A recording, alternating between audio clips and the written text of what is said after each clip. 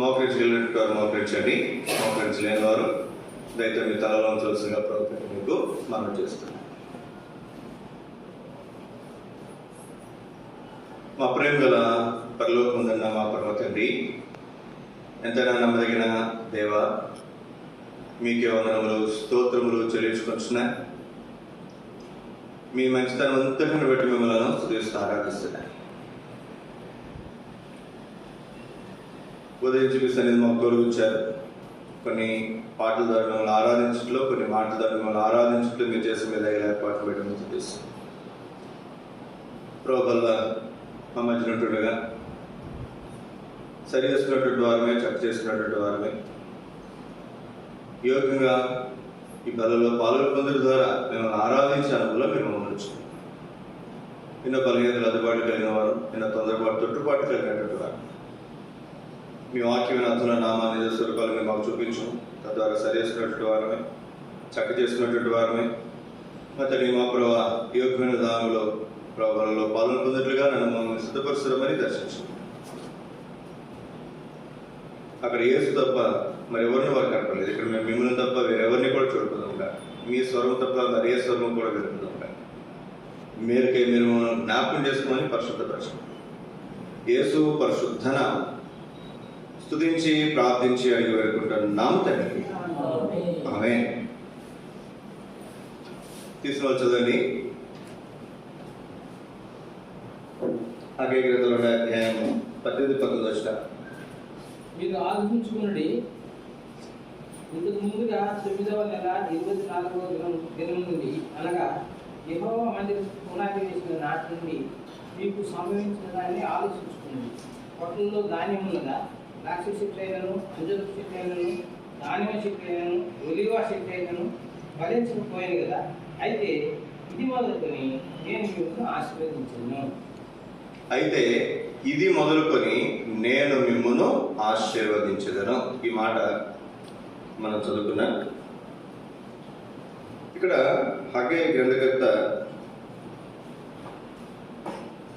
మరి గ్రంథాన్ని రాస్తున్నప్పుడు ఈ మాటలు మనం చదువుతున్నాం. దేవుడే ఒక ప్రశ్న వేస్తున్నట్లుగా మనకు అర్థమవుతుంది. ఏమంటున్నాడు? 18వ వచనం,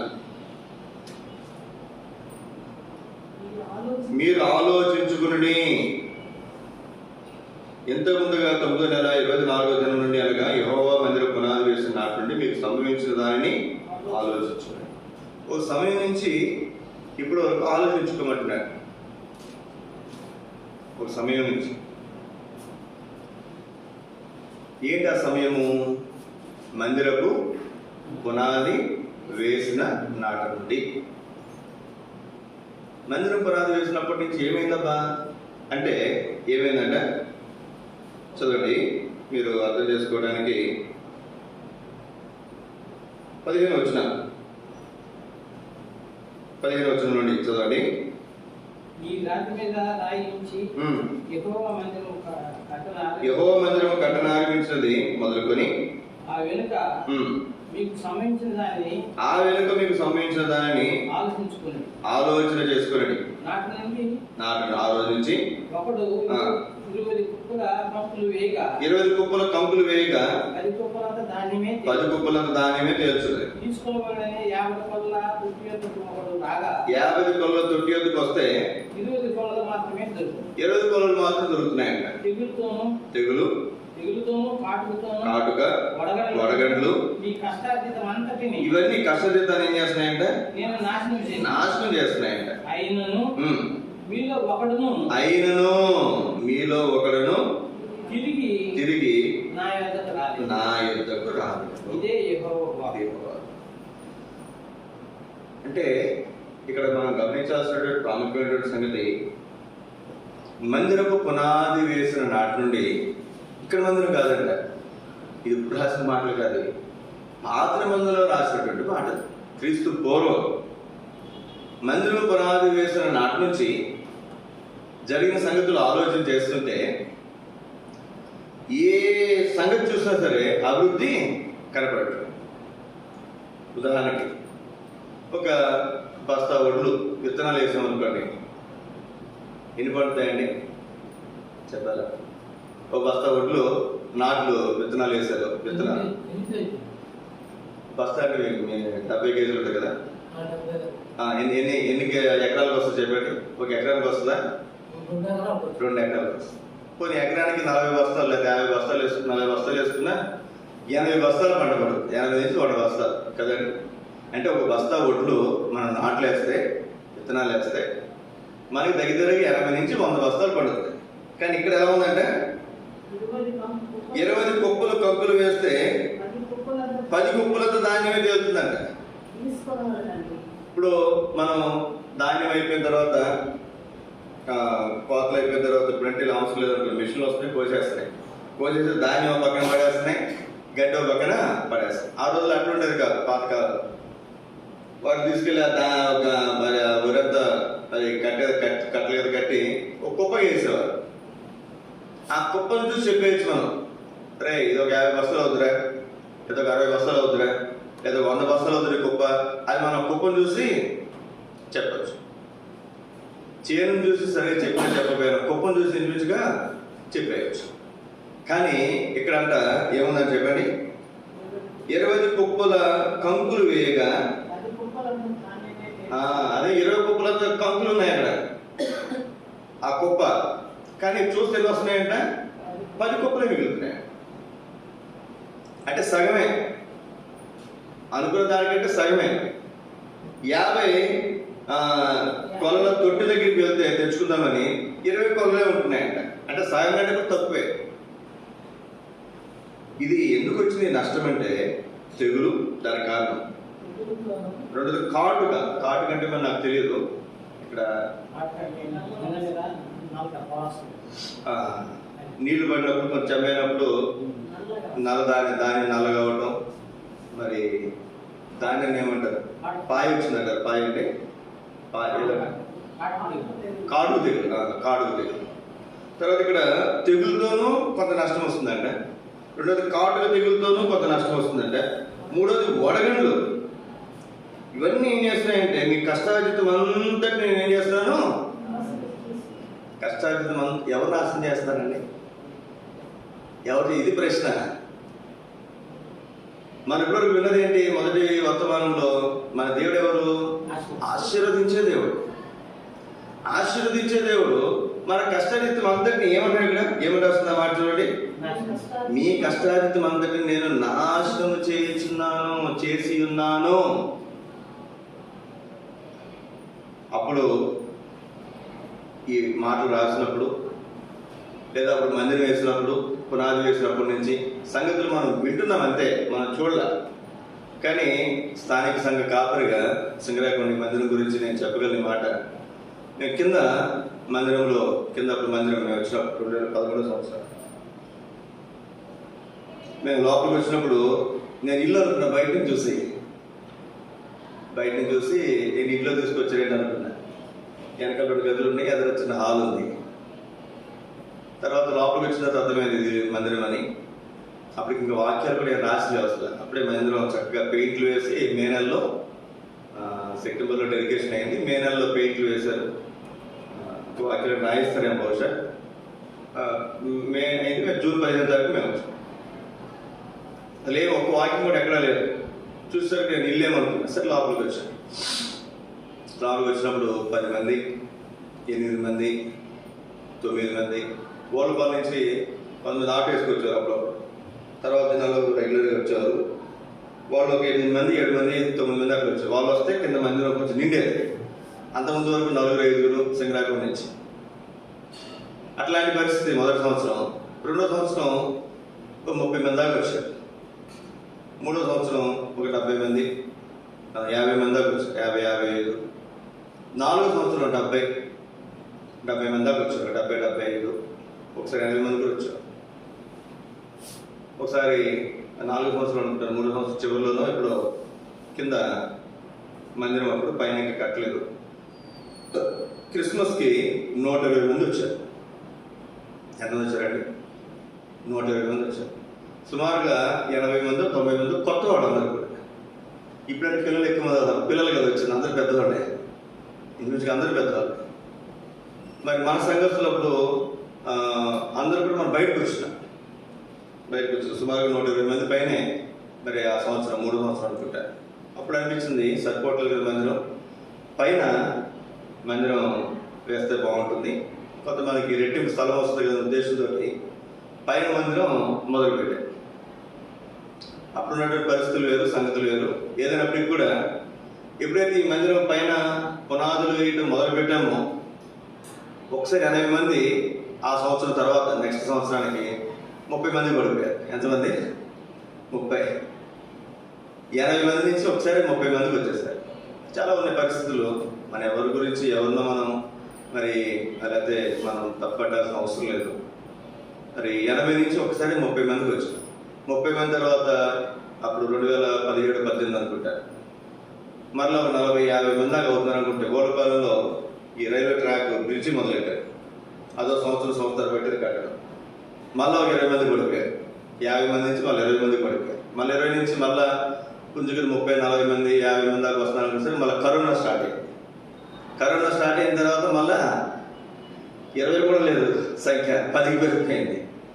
మళ్ళీ కరోనా తగ్గిన తర్వాత మళ్ళా కొంత దేవుడు సమకూరుస్తున్నాడు అనుకునేసరికి మళ్ళీ కొంతమంది మళ్ళీ బయట వేరుగా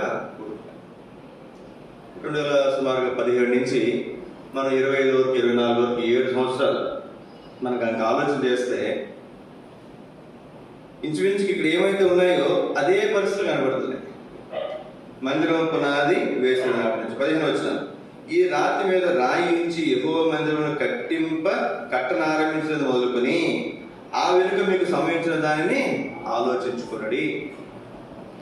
ఎన్నిసార్లు పైన వచ్చిన తర్వాత కొంతమంది ముసలి అయ్యింది, పైకి ఎక్కలే, కొంతమంది ఆగిపోయారు. ఇంకా ఏమైనా పరిస్థితులు వేరే ఎన్నో కారణాలు ఉండొచ్చు, మరి ఎన్నో పరిస్థితులు జరిగినాయి. ఏదైనప్పటికీ కూడా ఇక్కడ మనం చూస్తే 40 కుప్పలు ఉంటే 20 కుప్పలంతా ధాన్యమే వస్తాయి. మేము వచ్చిన మొదటి 3 సంవత్సరాలు అనుకుంటాను. నేను దేవుని నా మహిమార్థం చెప్పగలను. అందులో మా ప్రయాసం కొంచెం ఉండొచ్చు, కానీ ప్రతి ఆదివారం కనీసం ఒకరు కొత్తలు వచ్చారు. ప్రతి ఆదివారం కనీసం 2 సంవత్సరాలు సుమారు చూశారు. ఒక్క ఆదివారం కూడా మానకుండా కనీసం వారానికి ఒక్కరిని కొత్త వాళ్ళని దేవుడు కనీసం ఒకరు తీసుకొచ్చాడు. అట్లా దేవుడు మొదటి 2-3 సంవత్సరాలు దేవుడు దాన్ని ఆస్వాదించాడు. ఈ రోజుల్లో చూస్తుంటే కొన్ని సంవత్సరాలుగా కొత్త వాళ్ళు చాలా తక్కువ మంది కదండి. నెలకొక్కరు కొత్త వాళ్ళు వచ్చారంటే గొప్పదే, అవునా? అంతే కదండి. నెలకొక్కరు కొత్త వాళ్ళు వస్తున్నారేమో, అది కూడా చాలా అరుదుగా. కొన్నిసార్లు దేవుడే కొన్ని పరిస్థితులు అనుమతిస్తాడు. దానికి గల కారణాలు చాలా ఉంటాయి. అందులో నా పొరపాట్లు ఉంటాయి, మన పొరపాట్లు ఉంటాయి, ఇతరుల పొరపాట్లు ఉంటాయి. ఇక్కడ మనం జాగ్రత్తగా ఆలోచన చేస్తే రండి దేవుని వాక్యంలో హగ్గై గ్రంథం 2వ అధ్యాయం 17 వచ్చిన తెగులుతోనూ కాటుకతోనూ వడగళ్లతోనూ మీ కష్టాజితం అంతటిని నేను నాశనం చేసి ఉన్నాను, అయినను మీలో ఒకడును తిరిగి నా యొద్దకు. దేవుడే ఆశీర్వదించిన దేవుడే నష్టాన్ని నాశనమును కలగజేశాడు. ఎందుకని చెప్పండి? ఒక్కడైనా తిరిగి దేవుని దగ్గరికి వస్తారేమో. ఒకరంటే అందులో మీరున్నారు, నేను కూడా. అంటే మనం దేవుని యొద్దకు తిరిగి రాకుండా మనం ఎక్కడికో పోతున్నాం.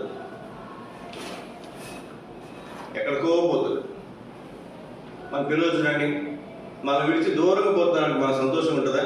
వాళ్ళు ఎంత ఆశీర్వదించబడ్డా దేవునికి దూరంగా పోతుంటే, మనకు దూరంగా పోతుంటే సరైన విధానంలో ఉండకపోతే, సరే మనం చూసుకోకపోయినా వాడు మంచిగా సుఖంగా తన భార్య పిల్లలతో చక్కగా సంతోషంగా ఉన్నాడు అనుకున్నాండి, పర్వాలేదు. అట్లా కాకుండా వాడు నష్టపోతూ మనకు దూరంగా పోతూ మనకి సంతోషంగా ఉండగలమా? ఉండదు. ఏ తల్లిదండ్రులు కూడా ఉండదు. అలాగే దేవుడు కూడా మన జీవితాల్లో కొన్ని పరిస్థితులు అనుమతించినప్పుడు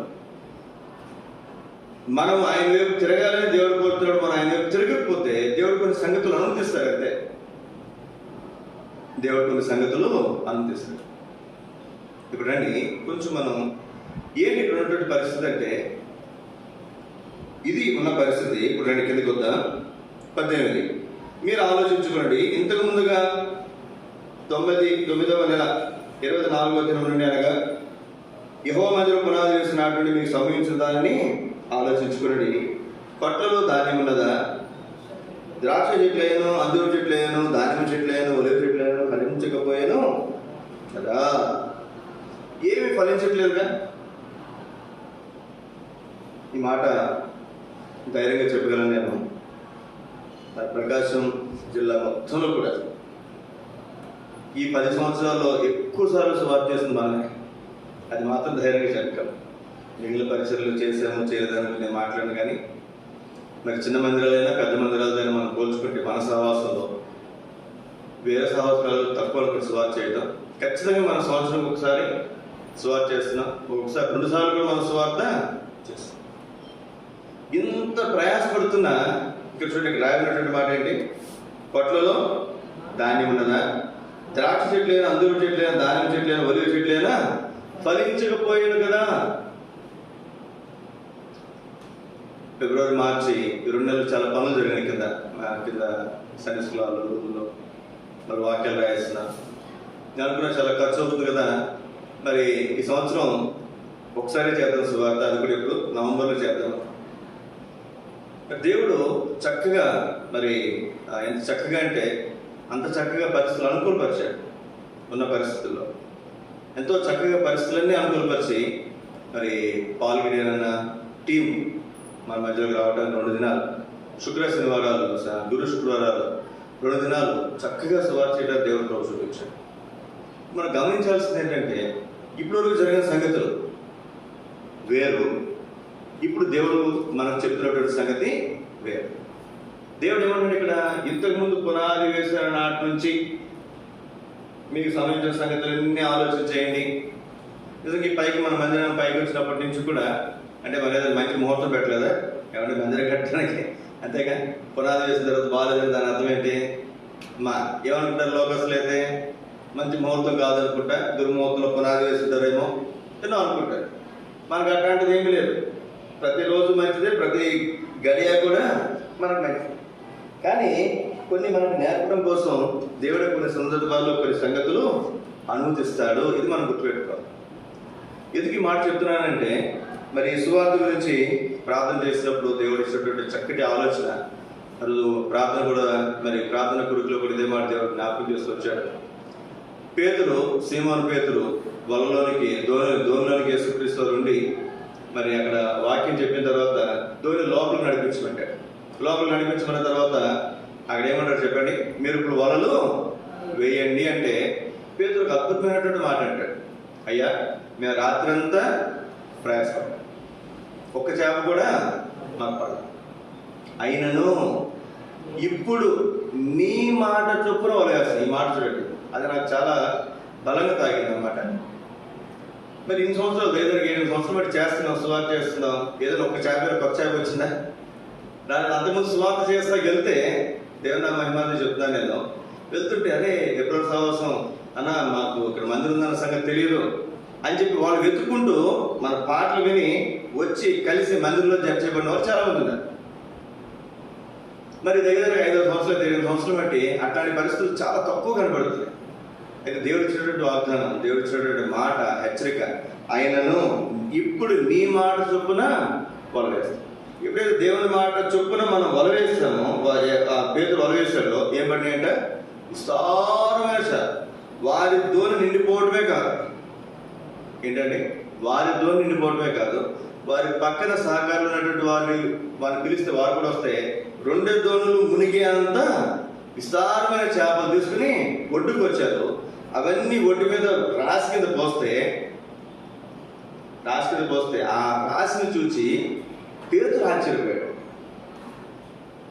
ఏం ఆశ్చర్యం? ఎవరు ఆశ్చర్యం చెప్పండి? నువ్వు నేను మా ఇన్ని చేపలా అంటే వేరే సంగతి. వాళ్ళు రోజు చేపలు పట్టేవాళ్ళే తీసుకొచ్చి అన్ని ఎక్కడ పడేస్తారు చెప్పండి? ఎక్కడ పడేస్తారు? ఒడ్డునే పడేస్తారు, పప్పు కింద పడేస్తారు. అయితే ఇక్కడ ప్రాముఖ్యమైనటువంటి సంగతి ఏంటంటే ఆ రోజు దేవుడికి జ్ఞాపకం చేసినటువంటి మాట, ఆ క్షణానికి ముందు పేతురు వలేసినంతసేపు ఒక్క చేప కూడా ఏం చేయాలి? అందులో ఒక్క చేప కూడా పడదు. బహుశా నేను అనుకుంటాను దేవుడి ఆజ్ఞాపించుంటాడు చేపలకి, మీరు ఒక్క చేప కూడా లోపలికి వెళ్ళొద్దు. మళ్ళీ యేసుక్రీస్తు వారు చెప్పినప్పుడు పేతురు వల వేసినప్పుడు మళ్ళీ యేసుక్రీస్తు వారు ఆజ్ఞాపించుంటాడు ఖచ్చితంగా చేపలకి, మీరందరూ చేపలు ఎగ్గలని వదలండి. నేను ఇంకొక మాట కూడా చెప్తున్నాను మీకు. నేను వలలోకి వచ్చిన చేప ఎక్కడికి రావాలి చెప్పండి?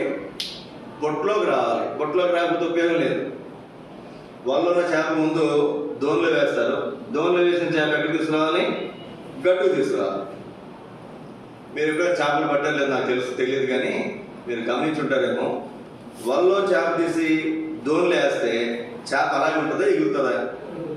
ఎగురుతుంది. మరి అన్ని నాకైతే అర్థం కాదు అసలు. అన్ని విస్తారమైన చేపలు పట్టినప్పుడు పెద్ద చేపలు అవి, వాటిని దోన్లో వేస్తే ఒక్క చేప కూడా జారి సముద్రంలో పడినట్టుగా బైబిల్ ఎక్కడ రాయబడిందండి? ఇక్కడ కూడా రాయబడి. అంత ఆశ్చర్యపరచుకోండి. అంటే దేవుని మాట ఒక ఆయన వాక్యం చెప్తూ, మనిషి తప్ప అందరూ అన్ని దేవుని మాట చక్కగా వింటున్నాయి. ఇక్కడ చేప వింటుంది కదండి, అక్కడ గాడిద వింటుంది, లేదా ఎన్నో చెప్పచ్చు బైబిల్లో, ఎన్నో సంగతులు. చేపలు చూడండి, వలలో పెట్టిన చేపలు బోట్లు వేసిన తర్వాత, దోన్లు వేసిన తర్వాత, దోని నిండిపోయేంతగా వాటితో మరి చేపలతో నింపితే ఆ నిండిపోయిన పైన చేపలు కనీసం ఒకటిలోనే ఎగిరి, ఒకటిలోనే చాలా చేపలు ఎగిరి కింద పడిపోవాలి. కానీ ఒక్క చేప కూడా కింద పడినట్టుగా బైబిల్లో రాయబడలేదు. అన్నీ కూడా ఒడ్డుకొచ్చినాయి అంట, అన్నీ కూడా ఒడ్డుకొచ్చినాయి. కాబట్టి మధ్యాహ్న కాల సమయంలో మనం గమనించాల్సినటువంటి మాట, అయినను నీ మాట చొప్పున ఏంటంటే నీ మాట చొప్పున వరేస్తాం.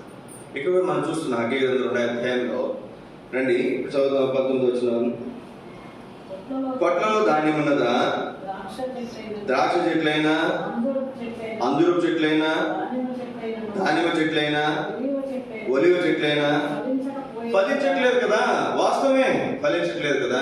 ఎప్పటి నుంచి మందిరం పునాది వేసినప్పటి నుంచి ఫలించట్లేదుగా. అవును, ఫలించట్లేదు. అయితే ఇప్పుడు చదవండి, అయితే ఇది మొదలుకొని నేను మిమ్మును ఆశీర్వదించదను. చాలా జాగ్రత్తగా గమనించాను. అయితే ఇది మొదలుకొని నేను మిమ్మును ఆశీర్వదించదను. ఇప్పుడు ఉన్నటువంటి సంగతి వేరు. నాకు కూడా దేవుడు ప్రేరేపించినటువంటి మాట. ఇంతకుముందు జరిగిన సంగతులు వేరు, ఇప్పుడు నేను జరగబోయే సంగతులు వేరు అని దేవుడు నాకు ప్రేరేపణించాడు. కనుకనే మరి సువార్త పరిచయంలో మరి ఆ సువార్త మరి పరిచయ విషయమై దేవుడు నాకు కొంత ప్రేరేపణ అనుగ్రహించాడు. లేకపోతే ఇప్పుడు మనకు ప్రేరేపణ లేకపోతే ఏది చేయలేక, ఏదైనా చేస్తామో ఏది చేయలేం, పని చేయలేం, పరిచయం చేయలేం. దేవుడు నన్ను ప్రేరేపించినటువంటి సంగతి. ఈ సువార్త గురించి మనం మాట్లాడుతున్నప్పుడు, ఆలోచిస్తున్నప్పుడల్లా కూడా మరి మత్తయి సువార్త 27వ అధ్యాయం, 28వ అధ్యాయం, మార్కు సువార్త 1-2 అధ్యాయాలు అన్నింటిలో కూడా యేసుక్రీస్తు వారు తానే సువార్త ప్రకటించినట్లుగా మరి మనం చూస్తాం. ఇప్పుడు రండి, మరి ఈరోజు దేవుడు మాతో మాట్లాడినటువంటి ప్రాముఖ్యమైనటువంటి మాట అది నేను జ్ఞాపకం చేయాలని కోరుతున్నా. 33వ అధ్యాయం, 32వ అధ్యాయం నిన్న మనం చదివాం, మర్చిపోయి మళ్ళీ నిన్న కూడా అదే అధ్యాయం చదివాం. ఇవాళ 33వ అధ్యాయం చదువుతున్నాం. 33వ అధ్యాయం ఇర్మియా గ్రంథం. ఇక్కడ ఉన్నటువంటి ప్రాముఖ్యమైనటువంటి సంగతి మీకు జ్ఞాపకం చేయాలని కోరుతున్నాను. అంటే యాక్చువల్ ఎప్పుడు చదవాలి, నిన్న చదవాలి. అంటే సువార్త అయిన తర్వాత ఉదయం దేవుడు సిద్ధపరిచినటువంటి మాట, అది మీకు జ్ఞాపకం చేయాలని కోరుతున్నాను. 33వ అధ్యాయము ఇర్మియా గ్రంథము చదవండి. 3వ వచనం.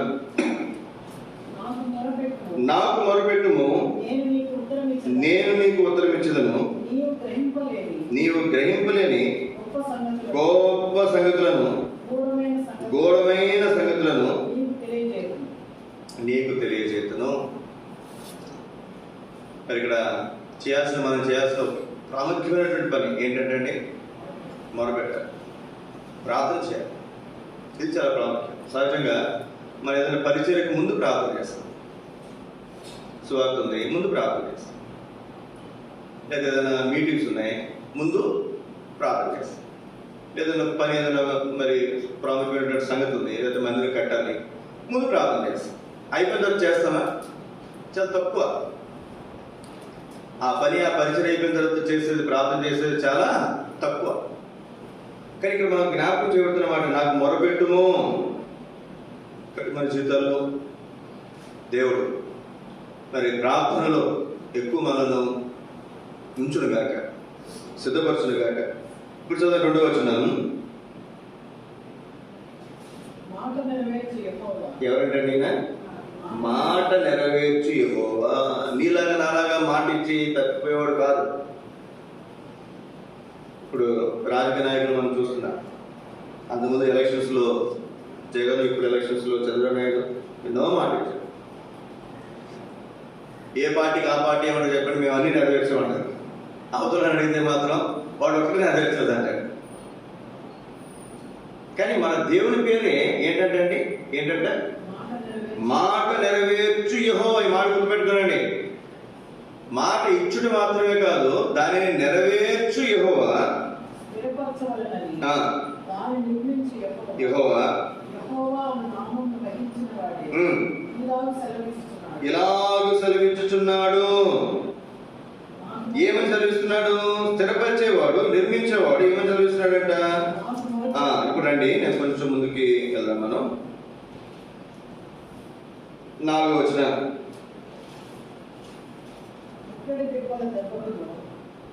ఏ దెబ్బ అంటే?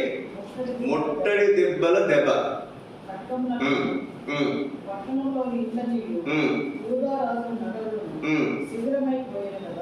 అన్ని అయిపోయినాయి, శిథిలం అయిపోయినాయి.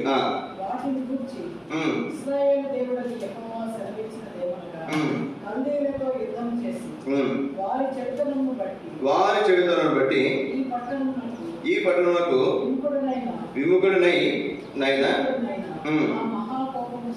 నా మహాకోపం. ఇదంతా కారణం ఏంటంటే ముట్టడి దెబ్బలు, లేదా దీని అంతటి కారణం ఏంటి? దేవునికి మహాకోపం వచ్చినట్ట.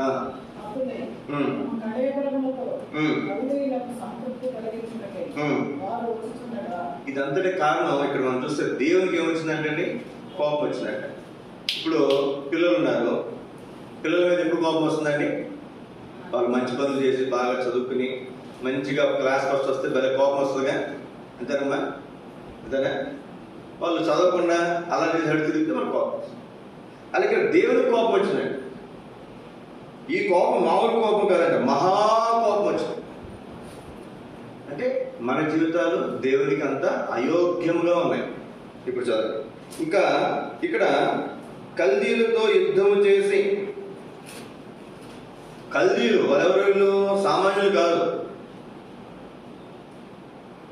ఆ దినాల్లో కల్దీలు అంటే అమ్మో, వారి పేరు తెలుసుకుంటే, వారి పేరు తలుచుకుంటేనే వణికిపోతారు. వాళ్ళు యుద్ధం చేస్తే ఏం తప్పగలమా?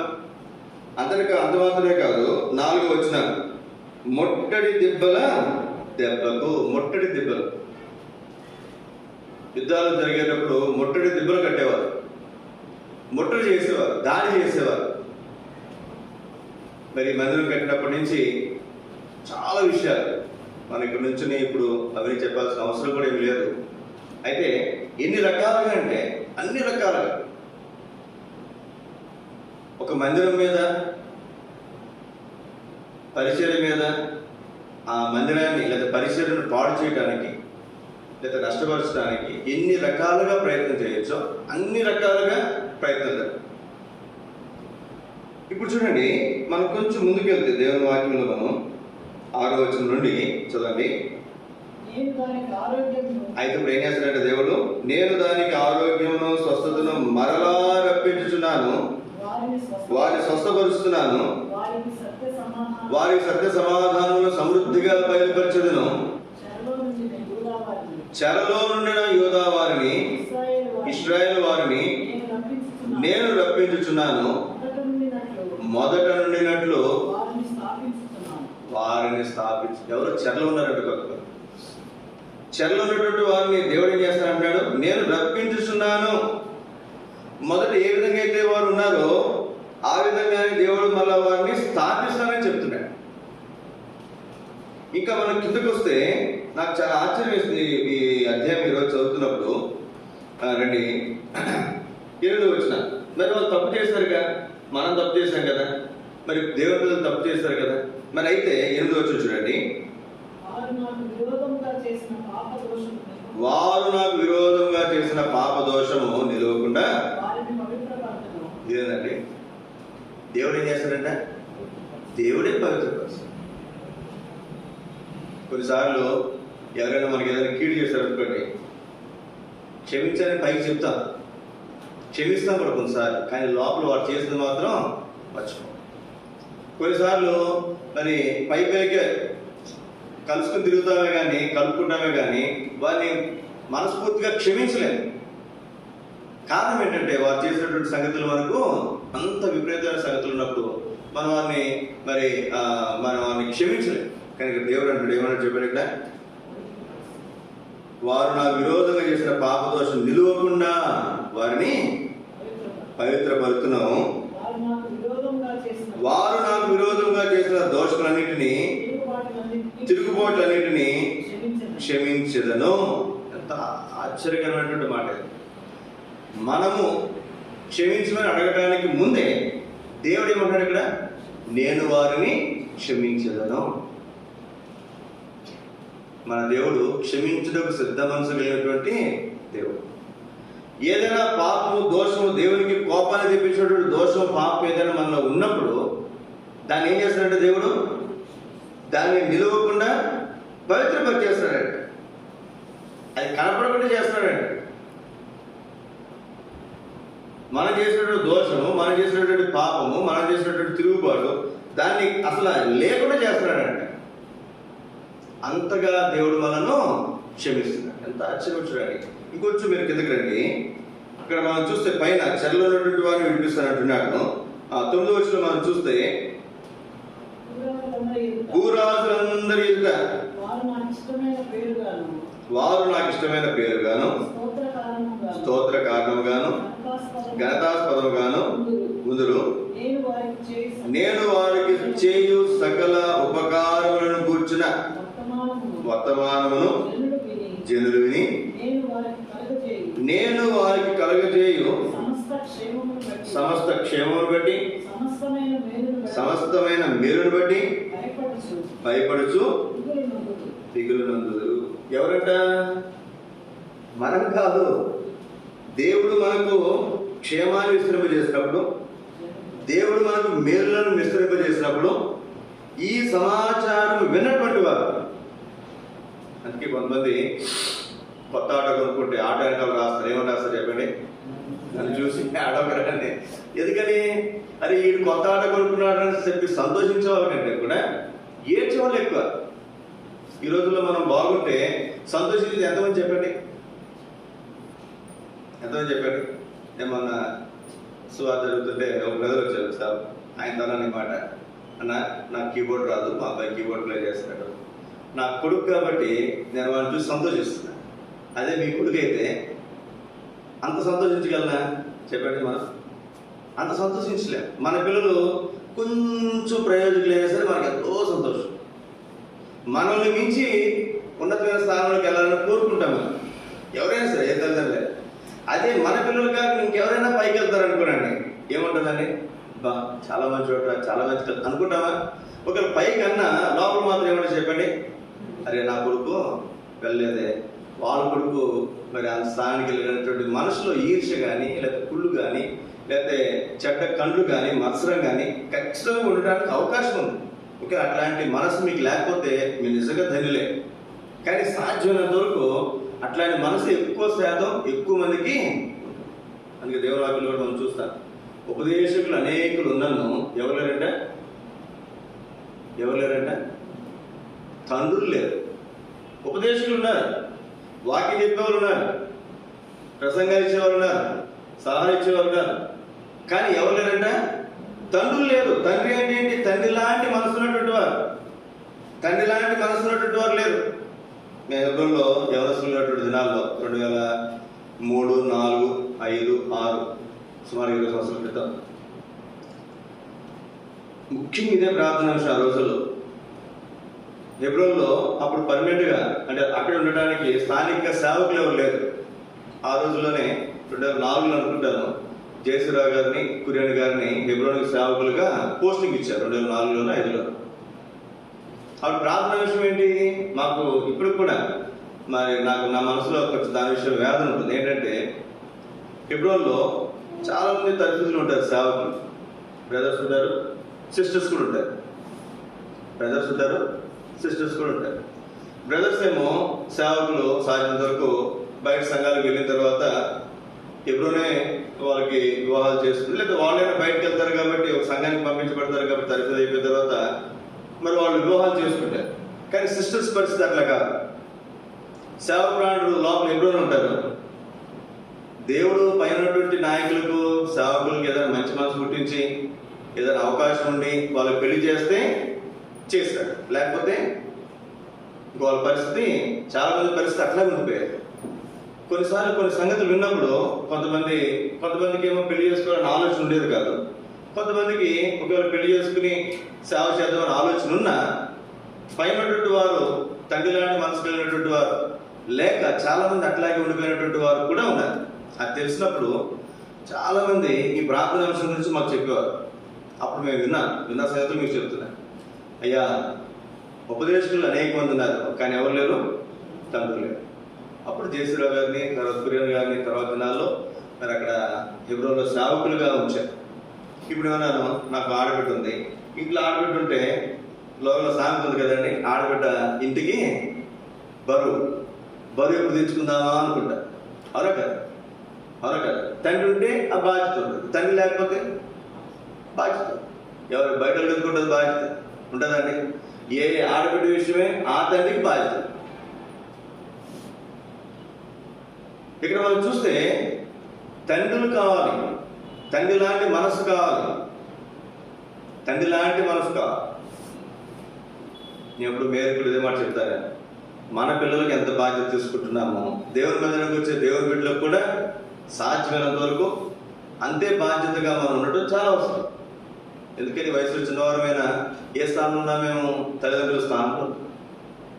ఇక్కడ రండి, దేవుని వాక్యం మనం చూస్తే ఇక్కడ ఏమంటారు, ఇక్కడ 8వ వచనం 9వ వచనం, భూరాజులందరి ఎదుట వారు నాకు ఇష్టమైన పేరు గాను స్తోత్రకారణము గాను ఘనతాస్పదము గాను ఉందురు.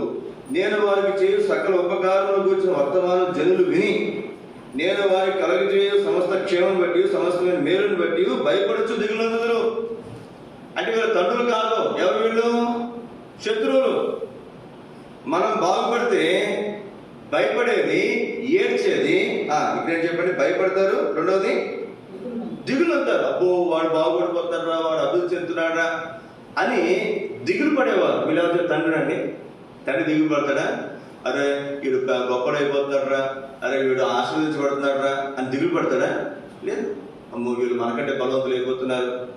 ఇశ్రాయేలు ప్రజలు ఐగుప్తులు ఉన్నప్పుడు వాళ్ళు లెక్కలు విస్తరిస్తుంటే ఎవరు భయపడ్డారు చెప్పండి? ఎవరు దిగులు పడ్డారు? ఫరో. వీళ్ళు ఇశ్రాయేలు ప్రజలు గొప్ప జనాంగం అయిపోతున్నారు, వీళ్ళు శత్రువులతో కలిసిపోతారేమో, మన దేశం వదిలిపెట్టి వెళ్ళిపోతారేమో అని భయపడినటువంటి వాడు, దిగులు పడినటువంటి వాడు ఎవరంటే ఫరో.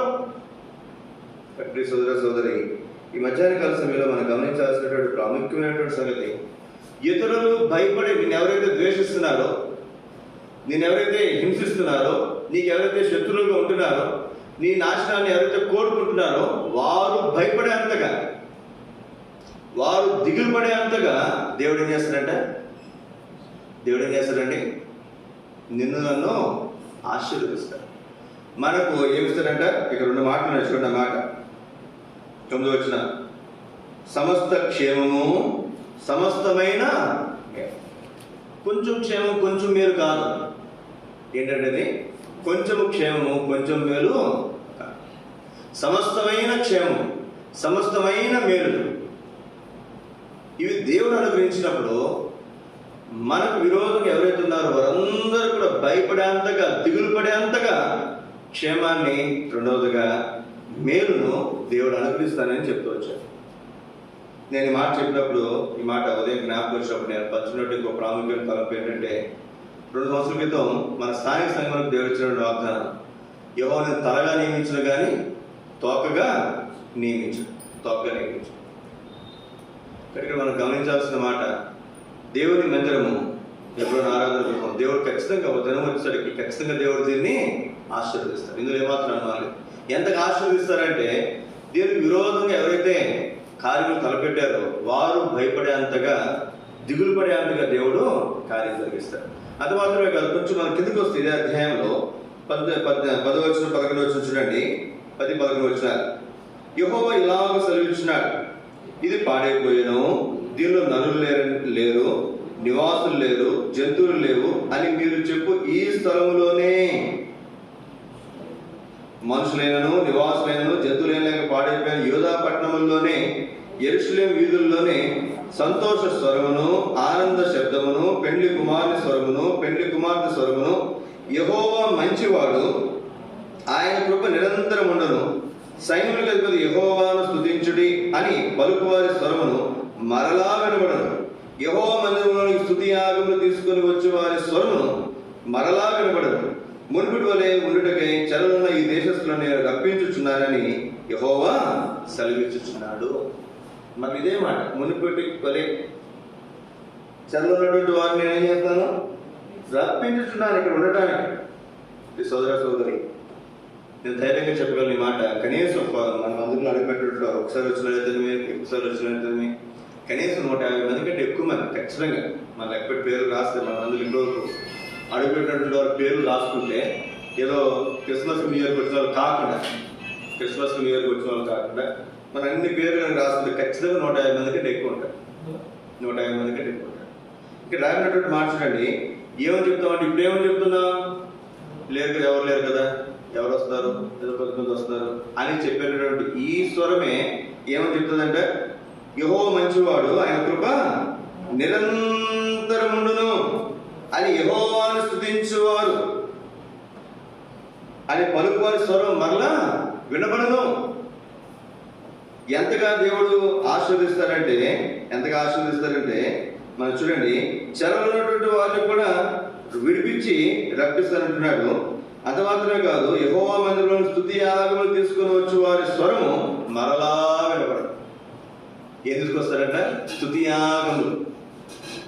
మీ సోదర సోదరి, ఈ మధ్యాహ్న కాల సమయంలో మనం జ్ఞాపకం చేయబడుతున్నటువంటి మాట, దేవుని మందిరంలోనికి ఎవరు వస్తారంట? స్తుతి యాగములు అర్పించేవారు, స్తుతించేవారు, ఆరాధించేవారు. ఇటు అనుభవంలో దేవుడు మనను ఉంచునుగా. ఇంకొంచెం మనం ముందుకు వస్తే ఇదే అధ్యాయంలో చూడండి ఎన్ని శ్రేష్టమైనటువంటి విషయాలు దేవుడు రాయించి పెట్టాడు. చూడండి 12వ వచనం, సైన్యులకు అధిపతి యెహోవా ఇలాగ సెలవిచ్చున్నాడు, మనుషులైనను జంతువులైనను లేక పాడైయున్న ఈ స్థలములోను దాని పట్టణములన్నిటిలోను గొర్రెల మందలను మేపుచు పరుండబెట్టు కాపరులుందురు. ఇది మొదటిగా చదివినప్పుడు నాకేం అర్థం కాదు. మీకేం అర్థమైందా? ఏమంటే ఏం రాసింది అక్కడ? మళ్ళా చదువుతాను చూడండి. సైన్యులకు అధిపతి యెహోవా ఇలాగ సెలవిచ్చున్నాడు, మనుషులైనను జంతువులైనను లేక పాడైయున్న ఈ స్థలములలోను దాని పట్టణములన్నింటిలోను, ఈ స్థలములో దాని పట్టణాలు. ఇప్పుడు మనం ఇది కనుక మనం ఆలోచన చేస్తే ఏంటి సందర్భం? ఇది యోధా దేశము, దాని పట్టణాలు, దాంట్లో దాని చుట్టూ ఉన్నటువంటి పట్టణాలు. మన సింగరాయకొండ నిన్న సువార్త చేయడానికి వచ్చినప్పుడు వాదన చెప్పిన మాట, అందరితో చెప్పిన మాట, మరి సింగరాయకొండ చుట్టూరు ఉన్న ఊర్లు ముఖ్యంగా ఇటేమో ఓలపాలెం, బింగునిపల్లి, ఇటేమో పాకల, ఇటేమో శానపూరి, ఇటు కలిగిపోయి, ఇటేమో సోమరాజపల్లి ఆల్రెడీ మనకు ఉంది. ఇటు 6 ఎన్ని ఉన్నాయి చెప్పండి. మన సింగరాయకొండ మందిరంలో 6 స్థలాలు ఖచ్చితంగా భవిష్యత్ దినాల్లో హెబ్రోన్ సహవాసంలో మందిరం ఏర్పాటు చేయడానికి అనుకున్నటువంటి అవకాశం ఉన్నటువంటి పెద్ద ఊర్లు ఇవన్నీ కూడా. ఇంకా చిన్న ఊర్లు చాలా ఉన్నాయి. మనం సువార్త చేసినటువంటి ఊర్లు టంగుటూరు మండలంలో టంగుటూరు ఒకటి మనం సువార్త చేశాం. తర్వాత జరుగుమెల్లి మండలంలో జరుగుమెల్లి, తర్వాత బిట్రగుంట, నందనవనం, అవి ఒక 4 ఊర్లు. మొత్తం ఎన్ని ఊర్లు అండి? 10 ఊర్లు. సౌరజపల్లిలో మందిరం ఉంది కాబట్టి నేనేమని చెప్పానంటే, అన్న మనం సువార్త చేసినటువంటి ఊర్లు 9 ఊర్లలో ఖచ్చితంగా సంవత్సరానికి 5 సంవత్సరాలకు 10 సంవత్సరాలకు 20 సంవత్సరాలకు ఎప్పుడోకప్పుడు ఖచ్చితంగా దేవుడు మన సహవాసంలో, హెబ్రోను సహవాసంలో మందిరం ఏర్పాటు చేయాలి, ప్రార్థించండి అని చెప్పి వాళ్ళు రిక్వెస్ట్ చేస్తారు. ఒక ప్రేయర్ రిక్వెస్ట్. ఇక్కడ రాయబడినటువంటి మాట చూడండి, ఏముంది ఇక్కడ? కిందకి రండి, ఏదో మనం చదువుకున్నాం 12వ వచనంలో రాయబడినటువంటి మాట, సైన్యులకు అధిపతి యెహోవా ఇలాగ సెలవిచ్చున్నాడు, మనుషులైనను జంతువులైన లేక పాడైన ఈ స్థలంలోను దాని పట్టణములన్నిటిలో. ఈ స్థలంలోనే మనుషులు లేరంటే ఇప్పుడు దేవుడు ఏమంటాడు ఇక్కడ? దాని పట్టణముల్లోనూ గొర్రెల మందలను మేపుచు పరుండబెట్టు కాపరులు. గొర్రెల మందలను మేపుతున్నారు, కాపరి కాదు, కాపరులు. ఈ మాట గుర్తుపెట్టుకునే, కాపరి కాదు, కాపరులు ఉంటారట. కాపరులు ఉంటారు. కాపరులు అంటే మన భాషలో సేవకులు. సేవకుడు కాదు, సేవకులు అంటే ఒకరికంటే ఎక్కువ. వాళ్ళు ఏం చేస్తారంటే గొర్రెల మందలను మేపుతూ ఉంటారంట. అంటే ఖచ్చితంగా అంటే సువార్త జరిగిన తర్వాత దేవుడు ఇచ్చినటువంటి వాగ్దానం కాబట్టి మరొకసారి మీకు జ్ఞాపకం చేస్తున్నాను. దేవుడు ఇచ్చినటువంటి వాగ్దానం మందలను పరుండబెట్టు కాపులు ఉంటారు. ఉదాహరణకి మరి మనం చుట్టుపక్కల మన ఈ గ్రామాల్లో, ఈ మండలంలో దేవుడు తన సమయంలో కార్యం జరిగించి మందిరాలు ఏర్పాటు చేసిన తర్వాత ఇక్కడ మన మందిలో స్పెషల్ మీటింగ్ జరుగుతుంది అనుకోండి. వాళ్ళు ఏం చేస్తారు, అటువంటి సేవకులు మన దగ్గరికి విశ్వాసుల్ని తీసుకుని వస్తారు. అంతే కదా. మనం జిల్లా హెడ్ క్వార్టర్ స్థాయిలో ఉన్నటువంటి సంఘానికి మనం తీసుకెళ్తాం స్పెషల్ మీటింగ్ జరిగినప్పుడు. అయితే మన దగ్గర జరిగినప్పుడు మనకి చుట్టుపక్కల ఉన్నటువంటి గ్రామంలో ఉన్నటువంటి వారు మన దగ్గరికి ఖచ్చితంగా విశ్వాసం తీసుకుని వచ్చి మరి ఏదైనా స్పెషల్ మీటింగ్ జరిగినప్పుడు ఖచ్చితంగా మరి వాళ్ళు తీసుకుని వస్తారు. ఈవీఎస్ జరుగుతుంది. చుట్టుపక్కల ఉన్నటువంటి వాళ్ళు సేవకులు మనం చెప్తే వాళ్ళు తీసుకుని వచ్చి మన మందిలో వాళ్ళని పిల్లల్ని కూర్చోబెడతారు. ఇక్కడ రాయబడినటువంటి మాట చూడండి, 12 వచ్చి చివరి మాట, గొర్రెల మందలను మేపుచు పరుండబెట్టు కాపులు ఉంటారు. అంటే ఇది నీ మాట నా మాట అయితే మనం దీని గురించి ఆలోచించాల్సిన అవసరం లేదు. 2వ వచనంలోనే మనం ఆరంభంలో ఏమని చెప్పండి, మాట నెరవేర్చు యెహోవా. ఈ మాట గుర్తుపెట్టాలి. ఒకసారి మనకేం ప్రశ్న ఏం కనపడకపోవచ్చు, ఏమి ఊహించడానికి ఆలోచించడానికి కూడా మనకి ఏం అవకాశం కనపడకపోవచ్చు.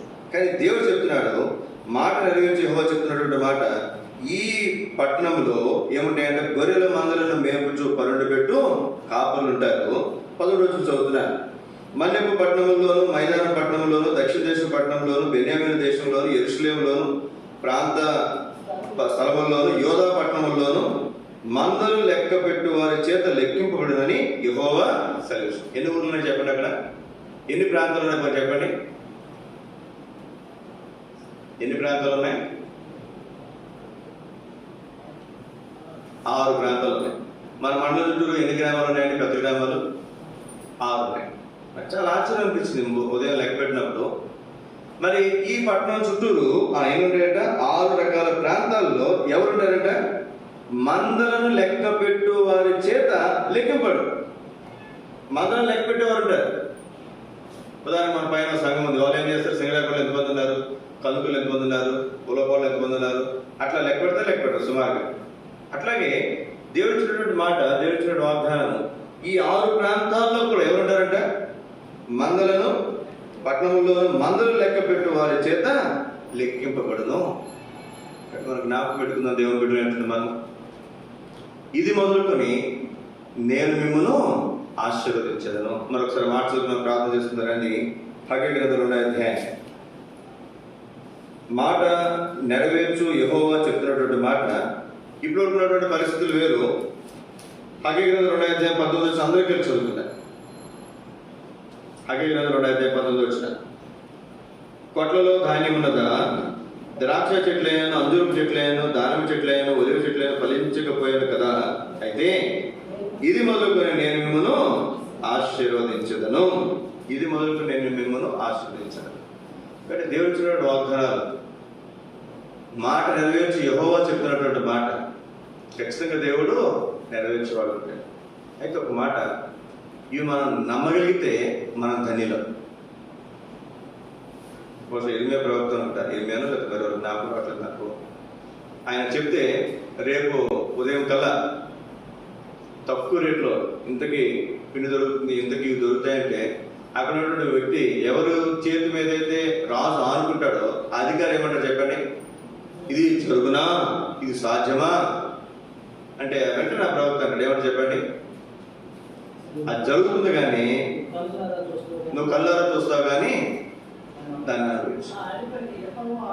ఎన్నో అధ్యాయమో ఏం చెప్పండి, 2వ రాజులు 7వ అధ్యాయం, 2వ రాజులు 7:19. 2వ రాజులు 7:19 ఆధిపతి యెహోవా ఆకాశమందు కిటికీలు తెరిచినను అది జరుగునా అని ఆ దైవజనునితో చెప్పగా అతడు నీవు కనులారా చూచదువు గాని దాన్ని తినకపోదు అని ఆ అధిపతితో చెప్పాను. అంత ఆశ్చర్యం చూడండి. ఇతను ఇది సాధ్యమా అని ఆగితే అక్కడ బాగుండేది కదండి. ఇప్పుడు నేను ఏదైనా చెప్పాను అనుకోండి, ఉత్తుత్తి మాటలు అనుకోని అది వేరు సార్. ఇక్కడ మనం వాక్యం మనం చూస్తే మాట నెరవేర్చు యెహోవా, ఈ మాట గుర్తుపెట్టుకుందాం. మన పేరే విశ్వాసులు. విశ్వసించాలి. దేని విశ్వసిస్తున్నాం మనం? ఒక మనిషి నమ్మాల్సిన అవసరం లేదు. ఎవరు నమ్మాలండి? దేవుని నమ్మాలి. దేవుని మాట నమ్మాలి. మాట నెరవేర్చేవాడు. ఇటువంటి నమ్మకం ఉందా? దేవుడు కార్యాలు చేస్తాడు అంటే నమ్మగలుగుతున్నావా? నమ్మితే దేవుని మహిమ మనం చూడగలం. నమ్మలేదు అనుకున్నాండి, అవి చూస్తాం కానీ వాటిని మనం అనుభవించాం. ఇక్కడ మనం చూస్తే నువ్వు దాన్ని చూచుదు కానీ, కళ్ళారా చూచుదు కానీ దానిని తినకపోదు అని అధిపతి చెప్పారు. జనులు ద్వారమందు అతని తొక్కగా అతను మరణమైన కనుక ఆ మాట ప్రకారం అతనికి సంభవించాను. అప్పుడు సోదర సోదరి మధ్యాహ్నకాల సమయంలో మనం చాలా సమయతులు మనం చూస్తుంటాం, కానీ అందులో కొన్ని మనం అనుభవించలేకపోతున్నాం. కారణం ఏంటంటే మనలో ఉన్న అపనమ్మకం. ఎవరి మీద? ఇక్కడ ఎవరండి ఈ మాట చెప్పిన ప్రవక్త ఎవరు? ఎలీషా. ఎలీషా మీద అపనమ్మకం ఉంటే తప్పేం కాదు కదా. యేసుక్రీస్తు తానే స్వయంగా అన్నాడు, మనిషి కుమారుని విరోధంగా మీరు పాపం చేస్తే క్షమాపణ ఉంటుంది, కానీ పరిశుద్ధాత్మ విరోధంగా మీరు పాపం చేస్తే క్షమాపణ ఉండదు.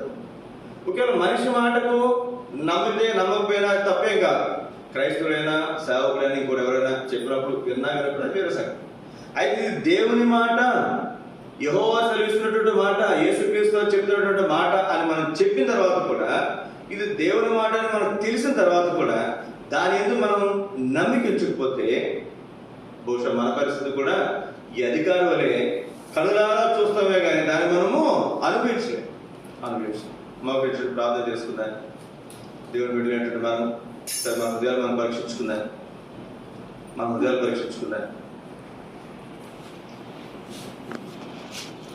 దేవుని వాక్యంలో మన హృదయాలు పరీక్షించుకుందాం.